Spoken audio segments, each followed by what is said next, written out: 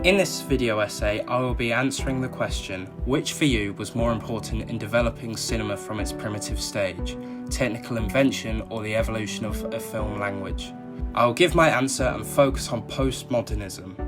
First, we need to know what postmodernism is.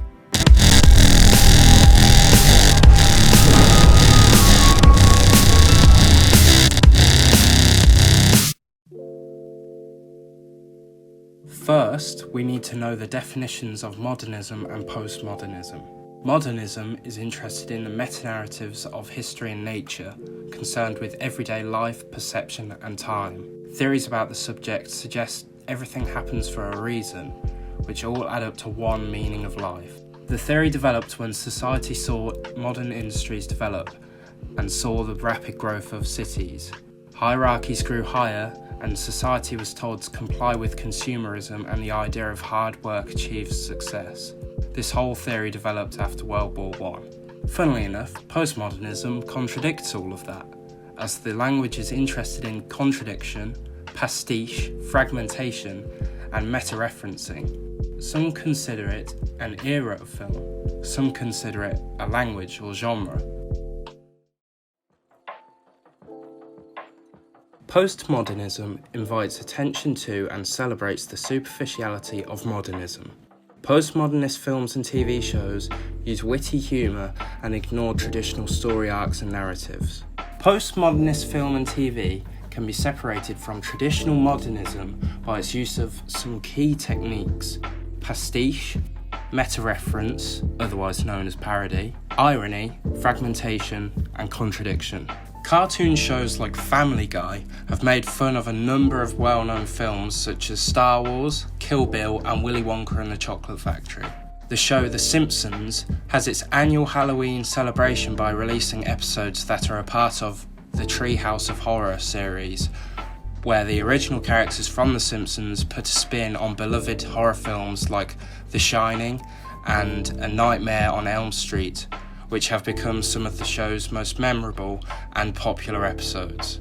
Zombieland, Breaking Bad, Community, Inception, Monty Python, The Big Lebowski and The Office are some more examples of films and TV shows that use postmodernism. Zombieland uses meta-narrative, a narrative about a narrative or narratives, and uses the original paradigm of zombie films to tell its story, but the use of black humour throughout the film juxtaposes morbid elements to give a disturbing yet humorous effect for the audience and has helped develop its own fanbase as well as appeal to fans of the original traditional zombie apocalypse genre. The team of Edgar Wright, Simon Pegg and Nick Frost have become well known because of the postmodernism genre or styles that their films are a part of and use. The trio have found international success from the 3 films they have done together, including Shaun of the Dead, which makes fun of horror films, more specifically the zombie genre, Hot Fuzz, which pokes fun at the mystery and action film genres, and their most recent, The World's End, which puts a spin on sci-fi and action films. These films are a part of what is known as the Cornetto trilogy, which are all films from the trio. At this moment, we're going to focus on Shaun of the Dead. This is about to go off!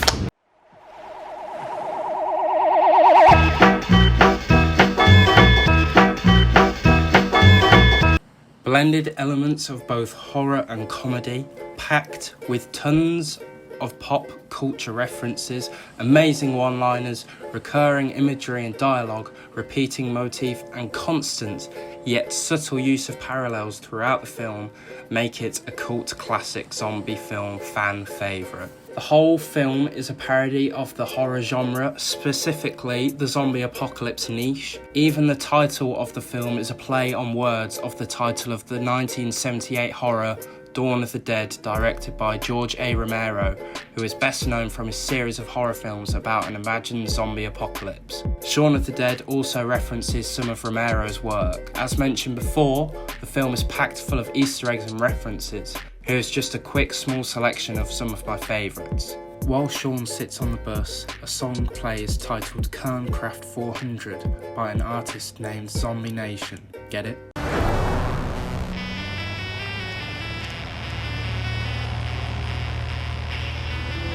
The name of the shop Shaun works in is called Forey Electric, which is a reference to Ken Forey, a main actor in Dawn of the Dead. This argument, any zombies out there? Don't say that. is a joke about how most zombie films avoid using the term zombie. And my favourite of all, Perfect. the way Ed says this word is exactly the same way Pop Larkin says it in The Darling Buds of May. Perfect. Well, it's perfect wherever you go. Although the whole film is one big contradiction of the zombie genre, its character development is a specific point of interest which contradicts traditional traits of horror and action films. The main protagonist, Shaun, along with his friend Ed, are portrayed as gormless, sloth-like characters, and not as typical strong, masculine men who would stop at nothing to save the world. Shaun and Ed are lazy and unmotivated, which should therefore deem them inadequate as the male heroes. However, the audience become invested in the characters as they are so realistic and relatable.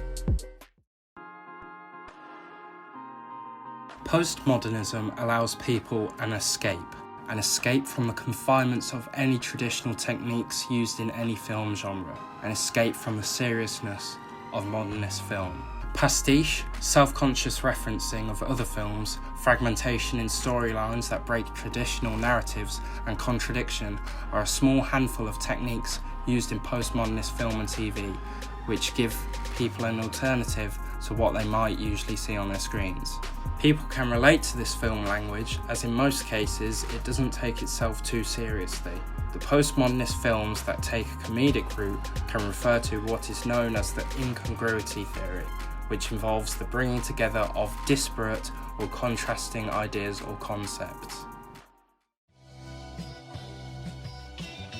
Postmodernism has and always will evolve. After all, the genre reacts to current or recent trending topics and also parts of history. The Carry On franchise began in 1958 and focused on and made fun of numerous points of history, such as ancient Egypt, ancient Greece, the British Raj, World War II and much more. The franchise was incredibly popular, boasting 31 motion pictures, a television series and 3 West End plays. Postmodernist films nowadays tend to focus on and reference pop culture. In conclusion, I believe that the evolution of a film language is more important than technical invention. In this case, postmodernism broke original genre boundaries, giving audiences a new point of view to some of their original favourite genres of film and television. Look at it like this: postmodernism is the Paul Simon, the Eminem, the John Lennon, Michael Jackson, Paul McCartney, the list goes on, of film genres. When it went solo and became its own thing, the genre was and still is a huge success with international audiences, as it quickly became its own genre. If we as an audience continue to be given the same story format continuously forever, we would eventually get bored and we'd stop paying attention. Whereas if that story format changed continuously over time, we will forever be in awe of the stories being told. I believe that the ability to produce a story always has been and always will be there, but the ability to develop a story relies on the creativity and mindset of the creator and the audience. Postmodernism allows creators to be as creative as they'd like, as there are no boundaries and everything is open for interpretation. For as long as the demand from us, the audience, stays and continues to live on, the stories provided to us will continue to develop and evolve. This is postmodernism.